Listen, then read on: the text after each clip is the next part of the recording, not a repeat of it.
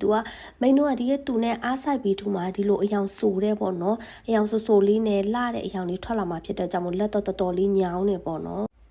Hello ဒီနေ့မိန်းကတော့ Common Craft မှာလာပြီးတော့ Eco Print လေးလာထုတ်မှာပေါ့နော်အရင်ဆုံးမိန်းတို့လိုချင်တဲ့ design အတွက်ပေါ့နော်ပန်းလေးတွေအရင်ဆုံးလာခုမှာပဲဖြစ်ပါတယ် print ထုတ်လာတဲ့အချိန်မှာအယောင်လေးဆိုလေးတက်တောက်လေးဖြစ်ပြီးလှနေအောင်လို့ကိုရွေးချယ်တဲ့ပန်းတွေကလည်းပေါ့နော်အယောင်ရင်လေးနဲ့အယောင်တက်တောက်လေးဖြစ်နေဖို့လိုအပ်ပါတယ်အဲ့အမှာမိန်းတို့ကဒီ print ထုတ်လာတဲ့အချိန်မှာအယောင်လေးကဆိုပြီးတော့လှနေမှာပေါ့နော်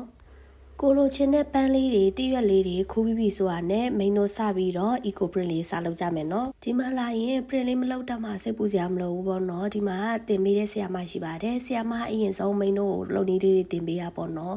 ပြီးကြမှာကိုယ်တိုင်လက်တွေ့လောက်ခိုင်းတာပဲဖြစ်ပါတယ်ဒီနေ့မိန်ဟာတီးတန် booking ယူပြီးတော့လာတဲ့အတွက်ကြောင့်မို့လို့ဆရာမနဲ့1 by 1တင်ဖြစ်သွားပေါ့နော်တချို့တွေကြတော့ group ဖွဲ့ပြီးတော့လာတဲ့လူတွေလည်းရှိပါတယ်အဲ့လိုဆိုရင်တော့2ယောက်3ယောက်ဝိုင်းပြီးကူလုပ်ပြီးရင်တော့ပို့ပြီးမြန်ပြီးရပေါ့နော်အခုကမိန်ကတယောက်ထည့်လာတဲ့အတွက်ကြောင့်မို့လို့ဒီရဲ့ပေါ့နော် scarf လေးတစ်ထည်ရဖို့ကိုမိန်ကအချိန်2နာရီလောက်ကြာသွားရပေါ့နော်ဒီရဲ့ eco print လေးလောက်တာခတ်တော့မခတ်ဘူးပေါ့နော်တခုရှိရဲ့သူကမိန်တို့ကဒီရဲ့သူနဲ့အားဆိုင်ပြီးထူမှာဒီလိုအယောင်ဆိုတဲ့ပေါ့နော်အယောင်ဆိုလေးနဲ့လှတဲ့အယောင်လေးထွက်လာမှာဖြစ်တဲ့ကြောင့်မို့လက်တော်လေးညောင်းနေပေါ့နော်ဒီလိုအယောင်တောက်တဲ့ပန်းလေးတွေဆိုရင်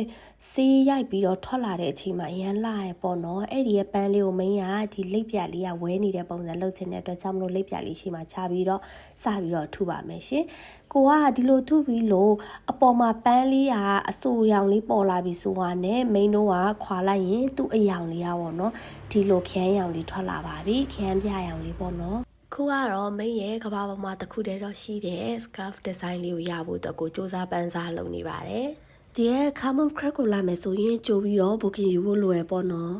အခုကတော့မိန်လောက်ထားတဲ့ scarf လေးရလာပါပြီရှင်ဒီမှာကဒီလိုပန်းရိုက်ပြီးတော့ပေါင်းထားတဲ့အင်ဂျီလေးတွေလည်းဝယ်သွားလို့ရပါတယ်